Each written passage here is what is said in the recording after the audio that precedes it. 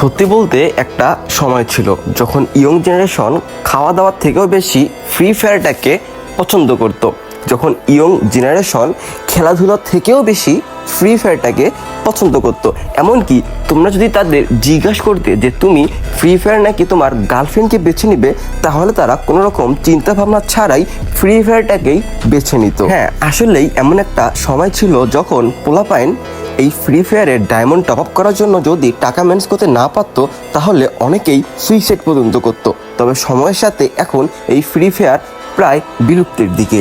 আজকে আমরা কথা বলতে চলেছি সেই সময়ের কিছু পপুলার ফ্রি ফায়ার ইউটিউবারের কথা, যাদের ভিডিও অথবা লাইভ স্ট্রিম না দেখলে বাংলাদেশের পোলাপাইনের পেটের ভাত হজম হতো না, অথবা গিটার বাজিয়ে তারা শান্তি পেত না। চলুন শুরু করা যাক। এখন আমি যার কথা বলতে চলেছি, যদি তার কথা বলতে শুরু করি তাহলে সকাল থেকে সন্ধ্যা হয়ে যাবে, আবার সন্ধ্যা থেকেও সকাল হয়ে যেতে পারে। কিন্তু এখন তো আর এত কথা বলা সম্ভব না, তাই দুই লাইনেই বলার চেষ্টা করতেছি। এমন একটা সময় ছিল যখন বাংলাদেশের পোলাপাইন এই পাবলিকটার ন্যাকামি না দেখলে কখনোই ঘুমাতেই পারতো না। তার নাম হচ্ছে জান্নাত গেমিং। এখন থেকে প্রায় 3 বছর আগে এই জান্নাত গেমিংয়ের গেমিং যাত্রা স্টার্ট হয়। মাঝখানে এই জান্নাত গেমিংকে বলা হতো ন্যাকামির রাজা। এই জান্নাত গেমিংই বাংলাদেশে সব থেকে বেশি ন্যাকামি করতো, আর এই পাবলিকটার ন্যাকামিও বাংলাদেশের পোলাপাইন সব থেকে বেশি পছন্দ করত। আর তারা এই ন্যাকামি দেখেই আসলে গিটার বাজাতো।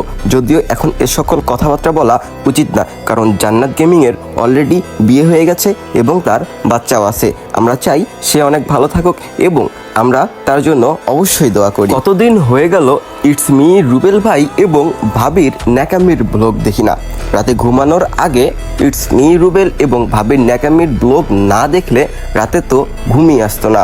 আর এখন বছরের পর বছর হয়ে যাচ্ছে, ইটস মি রুবেলের ইউটিউব চ্যানেলে একটাও কোনো গেমিং ভিডিও আসে না। একটু সার্চ করলেই দেখতে পারবেন এখন ইটস মি রুবেল ভাইয়ের ইউটিউব চ্যানেলে কিন্তু বেটিং সাইটের প্রমোশন নিয়ে সব ভিডিও, এর মাঝে কিন্তু একটা ভিডিও ফ্রি ফায়ারকে নিয়ে নেই। এবার আসি কাজী অর্পাকে নিয়ে। ছোট ছোট চুল, দেখতে অনেকটাই ছেলেদের মতো। ফ্রি ফায়ারের জন্য কি না করেছিল। সে যদি লাইভ স্ট্রিমে আসতো তাহলে পোলাপাইনও সেই জায়গাতে পাগল হয়ে লাগতো। কত কিছুই না হয়ে গিয়েছিল, কিন্তু এখন সময়ের সাথে হারিয়ে গিয়েছে কাজী অর্পাও। মাসের পর মাস চলে গেলেও তার কোনো গেমিং ভিডিও আসে না তার কোনো ইউটিউব চ্যানেলে। এখন সে আছে বিদেশে।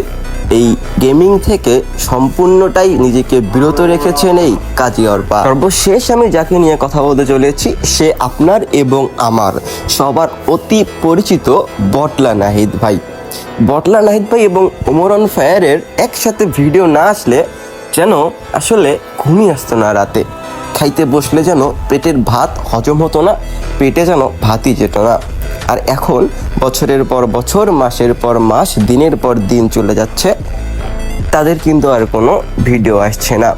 তো একটা সময় ছিল যখন ফ্রি ফায়ারের প্রতি পোলাপাইনদের আকর্ষণটা ছিল অন্যরকম। তবে এখন সময়ের সাথে বাস্তবতাকে মানিয়ে নিতে গিয়ে তারা সবাই এই ফ্রি ফায়ারকে ভুলে গিয়েছে। তারা নিজেকে নিয়ে ভাবতে শুরু করেছে। বন্ধুরা, আপনারা সবাই একটু কমেন্টে জানাবেন যে কে কে ওল্ড প্লেয়ার ছিলেন অথবা কে কে নিউ প্লেয়ার। যারা যারা ওল্ড প্লেয়ার, যারা যারা ফ্রি ফায়ারটাকে অনেক বেশি ভালোবাসতেন, তবে এখনও ভালোবাসেন কিন্তু ফ্রি ফায়ার খেলতে পারেন না, অথবা ফ্রি ফায়ার খেলার সময় পান না, অথবা আর ভালো লাগে না খেলতে, তারা অবশ্যই এই ভিডিওটাতে কমেন্ট করবেন। আমি দেখতে চাই এখনও কারা এরকম ওল্ড প্লেয়ার আছেন এবং এরকম কারা আছেন যারা ফ্রি ফায়ারে নিউ, যারা এখন নিউ প্লেয়ার, তারাও এই ভিডিওতে কমেন্ট করবেন। আমি দেখতে চাই যে ওল্ড প্লেয়ার এবং নিউ প্লেয়ার বর্তমানে বাংলাদেশে কি পরিমাণে, অবশ্যই কমেন্ট করবেন। আপনাদের কমেন্ট আমি দেখার জন্য অপেক্ষায় থাকবো।